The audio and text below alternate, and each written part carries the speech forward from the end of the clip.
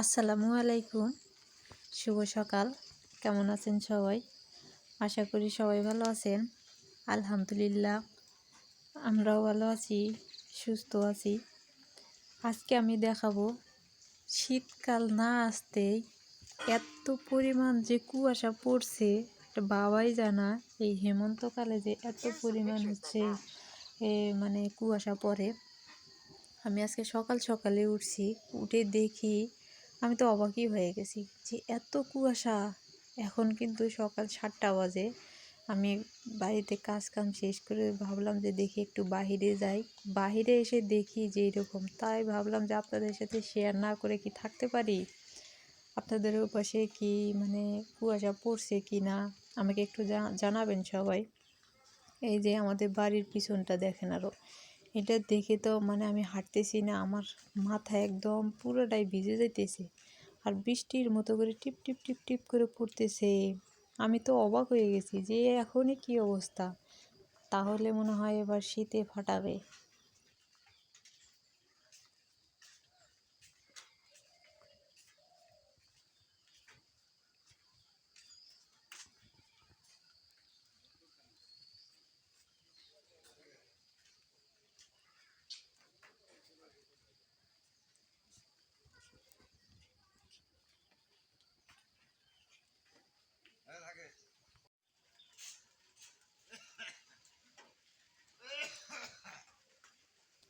যা বুঝলাম আমাদের এদিকে তো এবার বেশি একটা বন্যা হয় নাই, তাহলে মনে হয় শীতটা বেশিই হবে।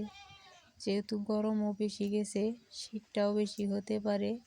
জানি না কি হবে, আল্লাহই ভালো জানে। তো আমি ভুড়ি ভিজাই রাখছি, ভুড়িটা ভিজানো শেষ। এদিকে আমি এটা গরম করে নিতেছি, একটু হলুদের গুঁড়া দিয়ে জাল করে নিতেছি। কারণ হলুদের গুঁড়া দিয়ে জাল করে নিলে ভুড়িটা অনেক সুন্দর হয়, ভালো হয়, খাইতে ভালো লাগে।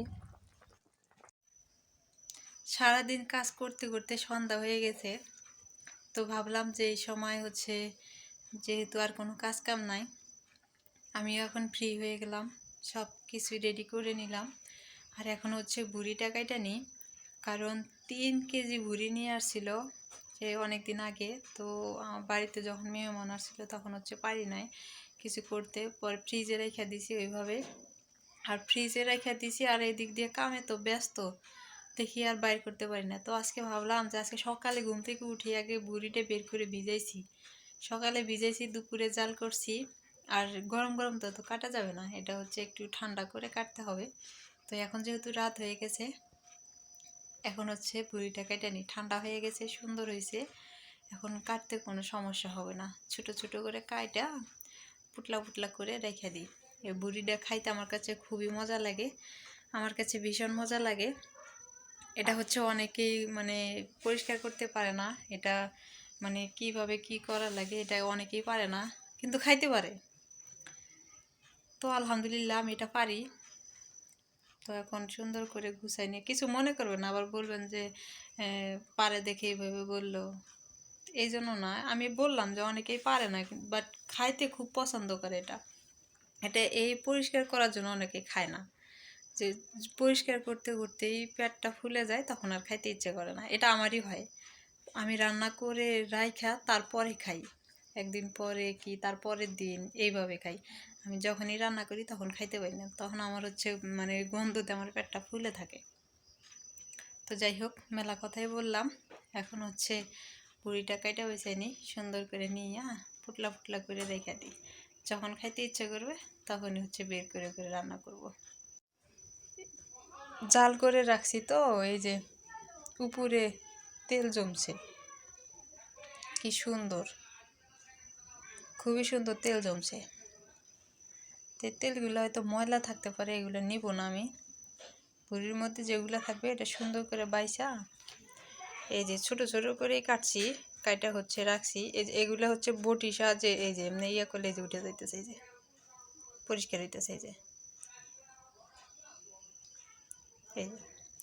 উঠে যায়, এগুলো উঠে যায়। এই যে জাল করলে, ভালো করে জাল করলে, একটু হলুদ দিয়ে জাল করলে এই যে এগুলো উঠে যায়, বেশি সময় লাগে না।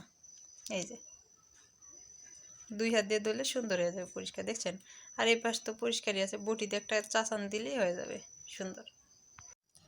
ভুঁড়িগুলো সুন্দর করে কাটলাম, কাইটা এই যে এখন হচ্ছে এতগুলো হইলো। আমি কিছুটা রান্না করছি।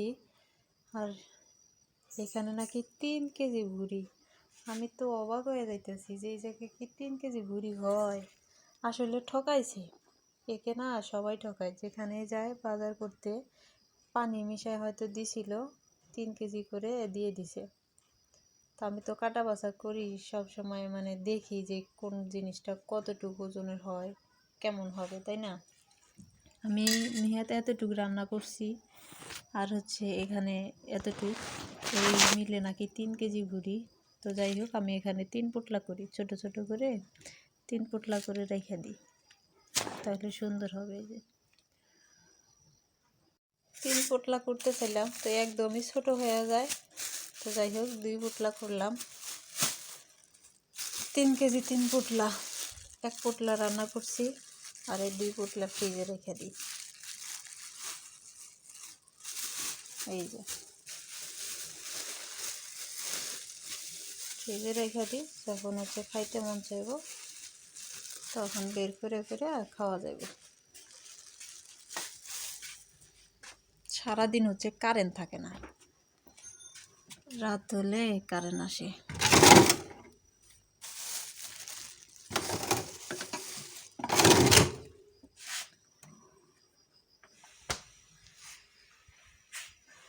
তো আজকে রাত হয়ে গেছে, সবাই ভালো থাকবেন, সুস্থ থাকবেন। আর আজকের ভিডিওটা কেমন লাগলো একটু জানাই দিবেন। এই যে দেখেন, হ্যাঁ, রাতে কি অন্ধকার হয়ে আছে, আর একটু পর সূর্য মামা উঠে যাবে। যারা যারা এখনো সাবস্ক্রাইব করে নাই, সাবস্ক্রাইব করে দিয়েন। সূর্য মামা হয়তো উঠছে, দেখা যাইতেছে না, আর একটু দেরিতে এমন হয়, একদম দিনের মতো হয়। আল্লাহ হাফেজ।